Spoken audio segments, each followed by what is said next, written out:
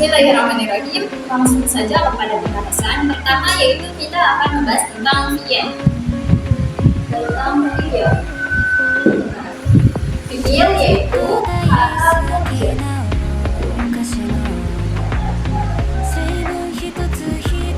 Atau dibahas dalam kitab Mukhtasar Jidan, fi'il yaitu bahwa kalimat dalam alamannya fi nafsiha wa qudinan di zaman ibadah. Jadi kalimat yang mempunyai arti dalam diri sendiri dan disertai oleh zaman. Ya. Contohnya, kan kata kerja pasti tidak lepas dari zaman atau waktu. Contohnya seperti sedang makan,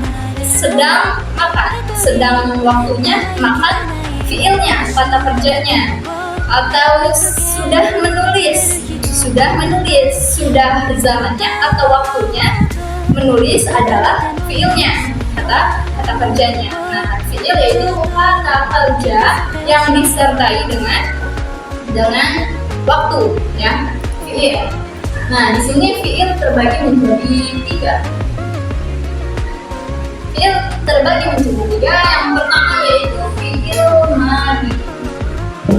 Yang kedua fiil mudhari. Yang ketiga fiil amar.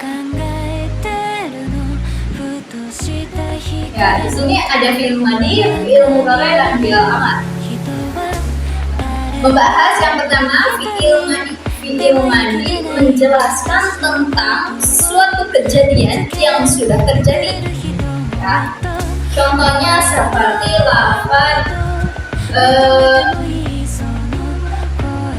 nasoro. Nah, contohnya seperti lafaz nasoro. Nah, lafaz nasoro ini contoh dari fi'il madi yang berarti sudah membantu. Sudah, kan kata sudah berarti zamannya sudah terlewat, waktunya sudah terlewat. Nah, dalam fi'il madi ini kalimatnya ini i'rabnya itu mabni fatah. Nasoro, fataha, mabni fatah. Fi'il madi pasti mabni fatah selamanya, fi'il madi. Nah, jangan lupa di sini fi'il madi membahas tentang kejadian yang sudah terlewat.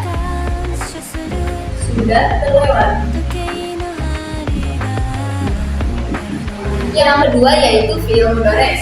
Fi'il mudhari kan tadi fi'il madi sudah dijelaskan. Fi'il madi menjelaskan tentang kejadian atau suatu perkara yang sudah terlewat waktunya. Namun fi'il mudhari itu menjelaskan sesuatu pekerjaan atau kejadian yang sedang atau akan dilakukan atau akan terjadi. Jadi fi'il mudhari sedang atau akan. Nah, di sini sedang atau akan. Contohnya seperti lafaz yansuru.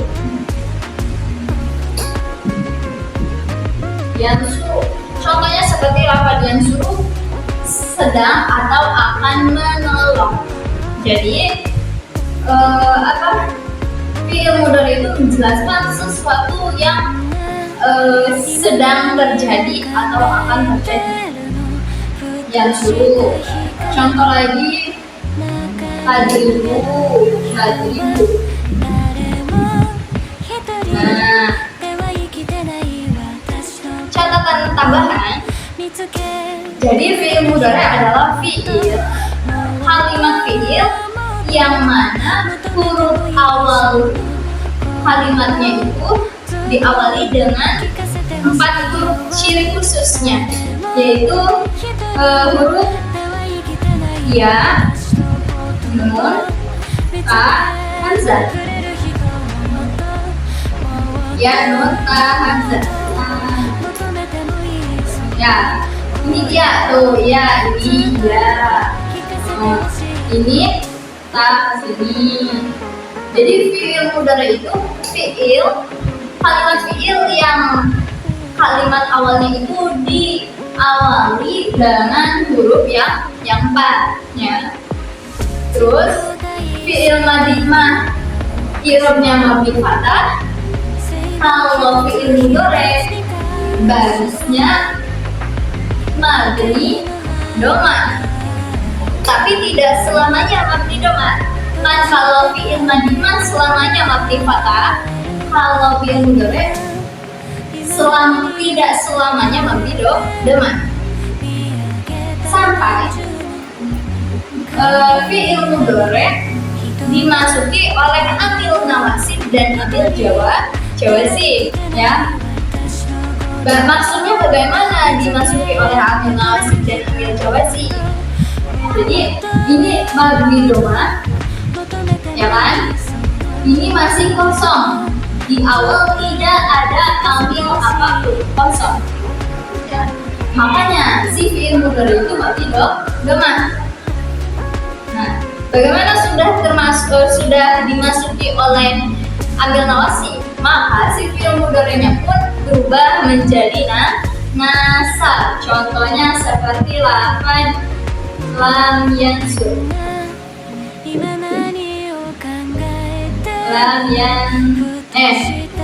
Layan surah. Layan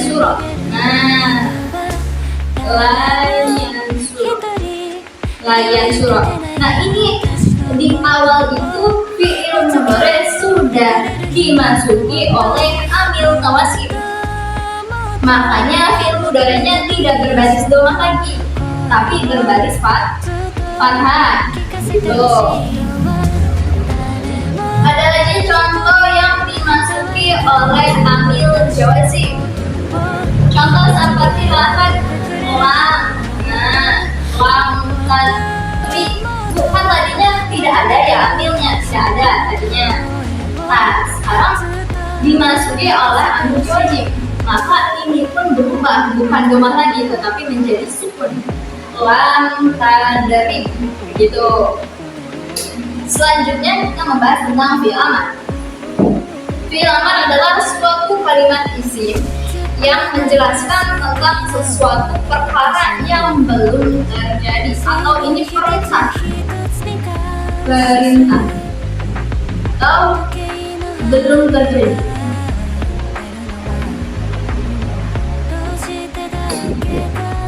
Adanya suatu perintah itu karena perkara tersebut belum dilaksanakan, belum terjadi, makanya ada suatu perintah. Nah, di sini fi'il amar yaitu fi'il yang berbentuk perintah atau menjelaskan sesuatu perkara yang belum terjadi. Di sini fi'il amar contohnya lafaz unsur. Lafaz unsur harus menolong kamu, harus menolong kamu. Nah, di kata harus itu maka si kamu itu belum menolong, makanya ada kata perintah unsur harus menolong kamu. Ya, nah di sini fi'il amar itu mabninya mabni jaza atau mabni sukun. Sini sudah. Jadi kesimpulan dari kalimat fi'il ini, fi'il adalah kata kerja yang disertai dengan waktu terbagi menjadi tiga, ada fi'il madhi, fi'il mudhari, dan fi'il amar. Yang fi'il madhi membahas waktu yang sudah terlewat. Yang fi'il mudhari membahas waktu sedang atau akan terjadi. Yang fi'il amar yaitu sebuah perintah atau menjelaskan sesuatu perkara yang belum terjadi. I'rabnya, barisnya fi'il madhi mabni fathah, barisnya fi'il mudhari mabni doma selagi belum dimasuki oleh amil nawasib dan amil jawazim. Jika sudah dimasuki oleh amil nawasib, maka si fi'il mudhari bukan mabni doma lagi, tetapi melainkan menjadi mabni fathah, menjadi fathah. Nah, jadi nasab. Jika sudah dimasuki oleh amil jawazim, maka si fi'il mudhari bukan bingkai alfa lagi, melainkan menjadi baris sukun atau baris jajah. Yang ketiga yaitu fi'il amar. Fi'il amar menjelaskan perkara yang belum terjadi, barisnya itu mabni jajam atau mabni sukun. Mulai pembahasan kedua yaitu tentang jumlah ismiyah dan jumlah fi'liyah. Jumlah ismiyah yaitu terdiri dari mubtada dan khobar, jumlah fi'liyah terdiri dari fi'il dan fa'il. Yang pertama jumlah ismiyah dulu yaitu mubtada. Patokan mubtada, definisi mubtada yaitu wahwal ismu maf'ul ali anil awal bil lafziyati. Jadi kalimat yang kosong dari amil lafzi. Sedangkan khobar yaitu wahwal ismu maf'ul lagi khobar yang bersandar kepada mubtada, isim tingkah rafa yang bersandar kepada mubtada. Jadi mubtada dan khobar itu tidak bisa dipisahkan atau mutobaqoh dalam i'rabnya, dalam istasnya, mufrad tasniyah jamaknya, dalam mudzakkar muannasnya itu mubtada dan khobar itu harus serasi, mutobaqoh harus sama. Contoh seperti lafaz Zaidun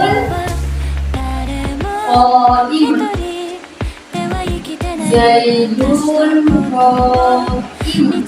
Nah, ini jumlah ismiyah terdiri dari mubtada dan khobar. Mubtada khobar. Ya, mubtada dan khobar selalu bersama. Maka mubtada dan khobar itu harus mutobaqoh, seia sekata. Di sini ininya mufrad, mubtadanya mufrad, qaimun mufrad, Zaid mubtada rafa, khobar rafa, ya kan? Ini mudzakkar gitu kan? Nah, ini contoh yang menunjukkan kedua. Zaidani qaimani, Zaidani qaimani, qaimani. Jadi Zaidani qaimani. Perhatikan ini mufrad, ini tasnya. Ini kedua, ini dua. Mufrad, tasnya, ya kan? Mutobaqoh, jadi harus seia sekata. Mudzakkar. Ya. Oke.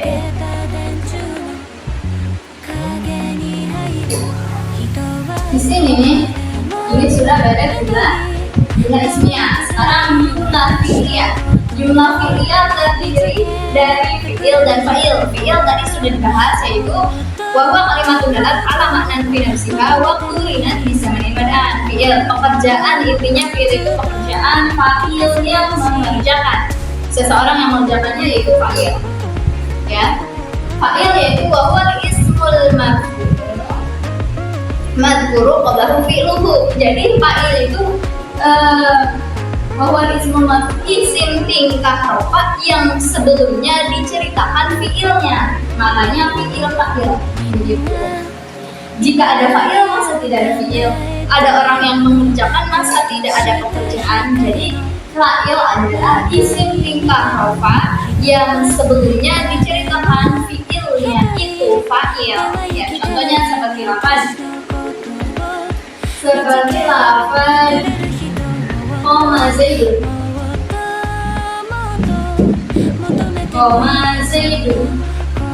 Lafaz qoma Zaidun sudah berdiri. Siapa Zaidun? Zaid.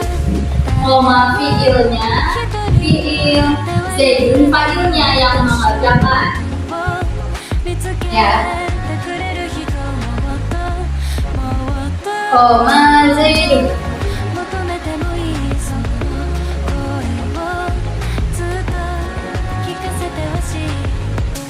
Nah, di sini dalam fi'il dan fa'il jumlah fi'liyah itu tidak harus mutobaqoh, tidak harus seia sekata. Contoh qoma Zaidun dalam kitab Mukhtasar Jiran, qoma Zaidun wa yaqumu Zaidun wa qoma Zaidani wa yaqumu Zaidani wa qoma Zaiduna, qoma Zaidun wa yaqumu Zaidun wa qoma Zaidani wa yaqumu Zaidani. Ininya tetap mufrad, fi'ilnya tetap mufrad, namun fa'ilnya bisa tasniyah jamak. Maka si fi'ilnya mah tetap mufrad, tidak boleh tidak mengikuti fa'il. Bedanya antara jumlah ismiyah dan jumlah fi'liyah. Nah, jumlah ismiyah terdiri dari mubtada dan khabar. Nah, ini contohnya lafadznya harus mutobaqoh, sepatah. Dan ini jumlah fi'liyah terdiri dari fi'il dan fa'il, tidak harus mutobaqoh. Jika fa'ilnya tasnya, maka tetap fi'ilnya tetap mufrad. Jika fa'ilnya jama', maka fi'ilnya tetap mufrad. Jadi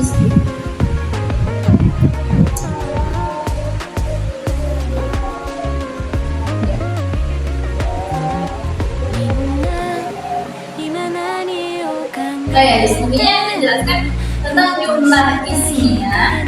Jumlah ismiyah itu menjelaskan tentang menyatakan keadaan atau informasi Zaidun. Oh, ini Zaidun sudah duduk. Keadaan si Zaid itu sedang duduk.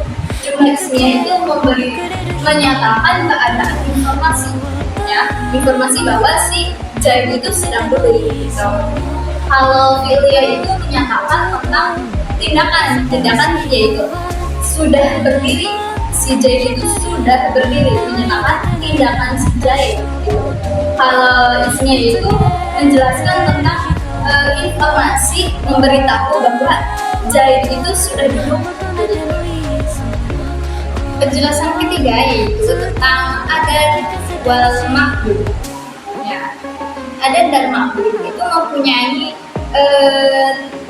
aturan-aturan tersendiri. Dari angka 1 sampai angka 2, ciri utama adat yaitu mengikuti jenis kelamin ma'dud. Misalkan adat itu bilangannya suatu angkanya, bilangan ma'dud itu benda yang dihitung atau benda yang benda yang dihitung gitu, ma'dud.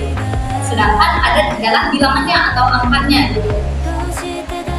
Dari angka 1 sampai 2, ciri utamanya adat atau bilangan mengikuti jenis kelamin yang dihitung atau ma'dud. Jadi adat itu harus menyerasikan antara mudzakkar dan muannasnya si ma'dud gitu.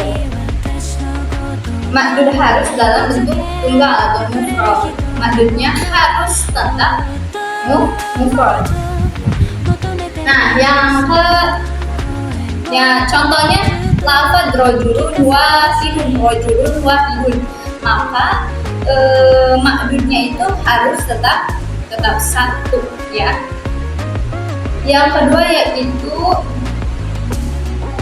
dari angka 3 sampai 10.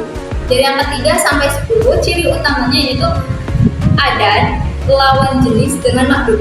Tadi kan yang pertama sampai yang kedua, adat harus menyesuaikan jenis kelamin ma'dud. Ini yang angka 3 sampai 10, adat lawan jenis dengan ma'dud. Ya, jika ma'dudnya, misalkan ma'dudnya yang dihitungnya mudzakkar, maka adatnya muannas. Jika ma'dudnya muannas, maka adatnya mudzakkar, begitu. Maka ma'dudnya itu harus berbentuk jamak dan JR, harus JR itu JR hasroh, ya. Nah, aturan yang ketiga yaitu dari angka 11 sampai 12, yaitu ciri utamanya adat harus sesuai jenis kelamin ma'dud, hampir sama dengan angka 1 dan angka sampai angka 2, 11, 12, ya, harus sama antara adat dan ma'dud dari segi jenis kelamin mudzakkar atau muannasnya begitu. Sama juga aturannya ini sama, dari angka 11 sampai 12 itu seperti nomor 1, adat dan ma'dud harus serasi dalam kelaminnya, maksudnya antara mudzakkar dan muannasnya itu harus serasi gitu. Sama, dan ma'dudnya juga harus mufrad. Yang terakhir yaitu yang kesekian yaitu dari angka 13 sampai ke 19, yaitu digit satuan, misalkan salah satu arba'atu lawan jenis dengan ma'dud, ya.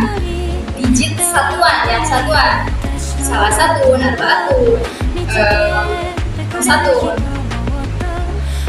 Nah, lawan jenis dengan ma'dud, ya. Digit puluhan asyara dan asyaratun harus sesuai dengan makhluk. Jika digit satuan, ya misalkan adadnya satuan itu harus lawan jenis dengan makhluk. Jika adadnya satuan, jika makhluknya muannas, maka adad satuannya harus mudzakkar, begitu. Jika digit puluhan, adadnya harus sesuai dengan jenis makhluk. Jika adadnya makhluknya muannas, maka adad puluhannya juga harus muannas, begitu. Yang terakhir yaitu puluhan 20, 30, 40, 50. Yang seperti itu adadnya tetap tidak berubah jenis sesuai kalam madud, ya. Madudnya harus dalam bentuk mufrad atau fathah, begitu ya. Jadi berbeda-beda antara aturan angka 1, 2, 1 sampai 2, 3 sampai 10, 11 sampai 12, 12 sampai 19, 13 sampai 19, dan 20, 30, 40, 50 dan seterusnya itu berbeda peraturan. Oke, terima kasih. Sekian. Assalamualaikum warahmatullahi wabarakatuh.